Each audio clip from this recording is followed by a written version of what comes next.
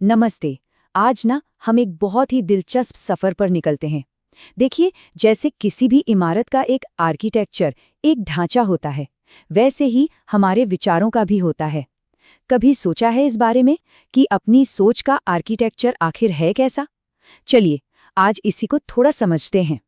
तो शुरुआत करते हैं सबसे बुनियादी और सबसे ज़रूरी सवाल से। हम किस तरह के विचारक हैं? ये सिर्फ एक सवाल नहीं है, बल्कि ये खुद को बेहतर ढंग से समझने की एक चाबी भी हो सकती है।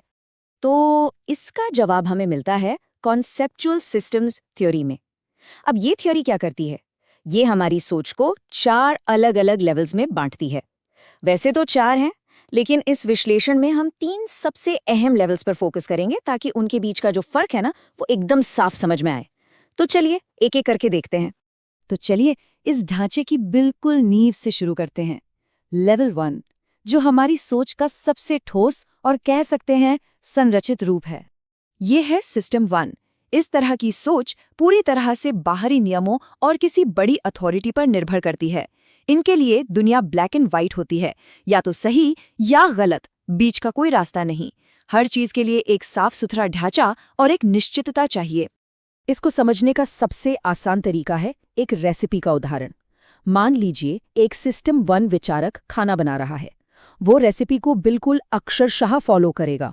अगर लिखा है आधा चम्मच नमक, तो मतलब आधा चम्मच ही डालेगा, एक दाना भी ज्यादा या कम नहीं। कोई बदलाव नहीं, कोई अपना एक्सपेरिमेंट नहीं।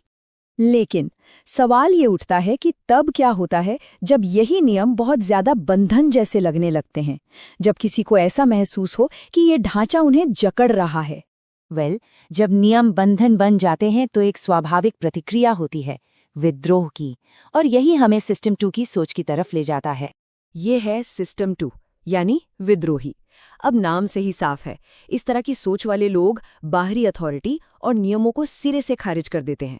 लेकिन सबसे दिलचस्प बात यह है कि वो नियमों को तोड़ तो देते हैं, पर उनकी जगह अपने खुद के स्वतंत्र मूल्य या सिद्धांत वो अक्सर नहीं बना पाते। यहाँ पर ना हम इन दोनों सिस्टम्स के मूल मकसद का टकराव देख सकते हैं। एक तरफ है सिस्टम 1, जो नियमों के जरिए निश्चितता चाहता है, और दूसरी तरफ है सिस्टम 2, जो हर चीज को नकार कर आजादी की तलाश में है। अगर हम अपनी रेसिपी वाले उदाहरण पर वापस चलें, तो सिस्टम 2 विचारक क्या करेगा? वो रेसिपी की किताब को उठाकर ही फेंक देगा। वो कहेगा, मुझे किसी किताब की जरूरत नहीं है, मैं अपने तरीके से बनाऊंगा, भले ही नतीजा कैसा भी क्यों ना हो। तो फिर सवाल ये है कि विद्रोह के बाद क्या आता है? सिर्फ नियमों को तोड़ने से तो काम नहीं चलता, राइट? विद्रोह के बाद आता है विकास का अगला पड़ाव। एक ऐसी स्टेज जहां इंसान सिर्फ नियम तोड़ता नहीं, बल्कि नए नियम बनाना सीखता है। और ये हमें ले जाता है इस मॉडल के सबसे एडवांस लेवल पर, सिस्टम 4 विचारक, जिसे आर्किटेक्ट भी कहते हैं। सिस्टम 4 विचारक की कुछ खासियतों पर नजर डालते हैं। ये अमूर्त और रचनात्मक तरीके से सोचते हैं। ये अनिश्चितता में भी घबराते नहीं, बल्कि सहज रहते हैं। मुश्किल से मुश्किल जानकारी को आसानी से जोड़ लेते हैं और तनाव को भी बहुत प्रभावी ढंग से संभालते हैं। चलिए रेसिपी के उदाहरण पर लौटते हैं। यहीं पर असली फर्क साफ दिखता है। सिस्टम 4 विचारक ना तो रेसिपी को आंख बंद करके फॉलो करता है और ना ही उसे फेंकता है। वो खाना पकाने के सिद्धांतों को समझता है कि कौन सा मसाला किसके साथ अच्छा लगता है, या तापमान का खाने पर क्या असर होता है, और इन सिद्धांतों का इस्तेमाल करके वो एक बिल्कुल नई डिश ही बना डालता है। तो सबसे जरूरी बात ये समझना है कि ये सारे सिस्टम्स आपस में जुड़े कैसे हैं। चलिए इन सबको एक साथ रख कर देखते हैं। जरा इस टेबल पर एक नजर डालिए।